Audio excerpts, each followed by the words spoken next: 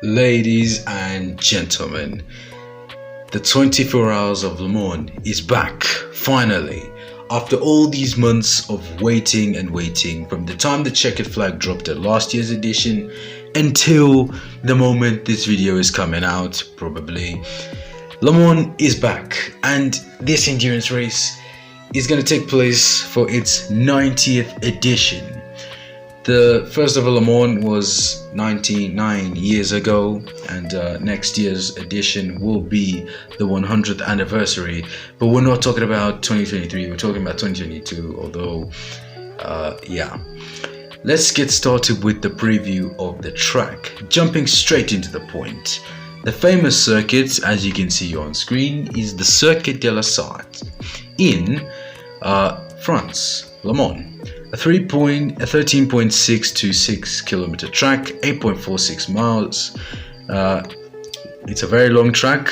It's not easy. 38 corners and about, I don't even know how many straights. There must be like 5 of them. There are a lot of long straights which test cars' reliability and performance. A 3 minute 17.297 set by Mike Conway in the Toyota TSL 50 in 2019. This remains the lap record of the Circuit de la Sarthe in modern history. And speaking of Mike Conway, the reigning Le Mans winner, can he do it again this year? Toyota have been, well, a bit off the pace at the start of this season of the World Endurance Championship, and the third round, third round could mean a lot. Alpine are also in contention of fighting for Le Mans.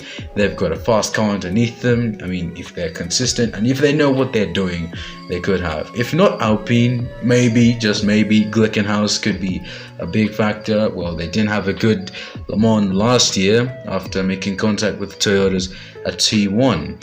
In LMP2, the Indianapolis Motor Speedway owner and owner of the IndyCar Series, Roger Penske, has got his own team in the World Endurance Championship. Well, for Le Mans, this is their last entry of the season. They're gonna focus on their Porsche Le Mans Daytona Hypercar project for 2023, where they're going to be partnering with Porsche. So it's going to be Penske Porsche, but for now it's Penske in LMP2. And in GTE Pro, Porsche fighting for Le Mans. They had a few struggles last year, and they will be hoping to fight with Americanists, if that sounds any sensible, Corvette.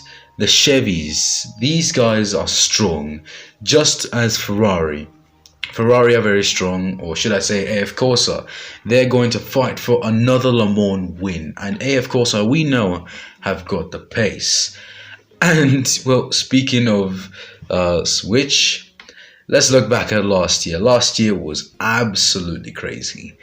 The wet start caught out a lot of drivers, including that Porsche you just saw there, and the spray and the visibility at the start was mad, and Alpine spinning as well, cars all over the place. There were a couple of crashes in this race and everyone was alright. Of course, if you did watch the entire thing, then you're completely a master. And it was great to watch it last year. It was great to see the action. It was the first ever Le Mans that I watched. Of course, I've seen bits of Le Mans, but I've never actually watched it.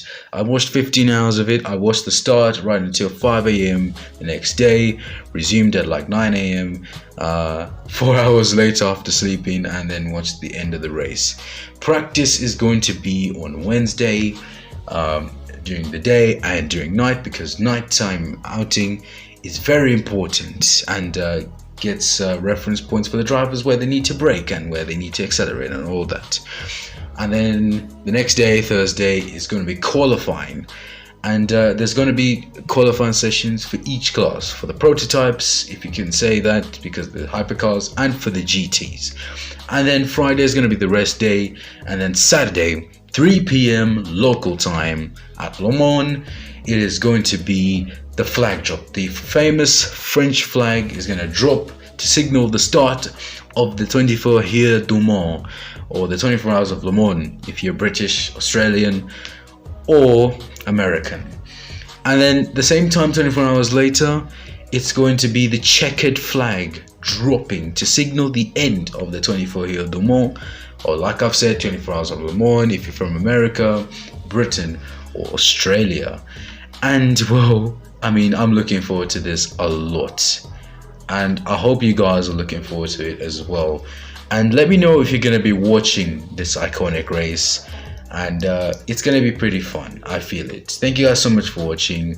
Subscribe to the channel if you're awesome, and from me, Octave F1, it's goodbye.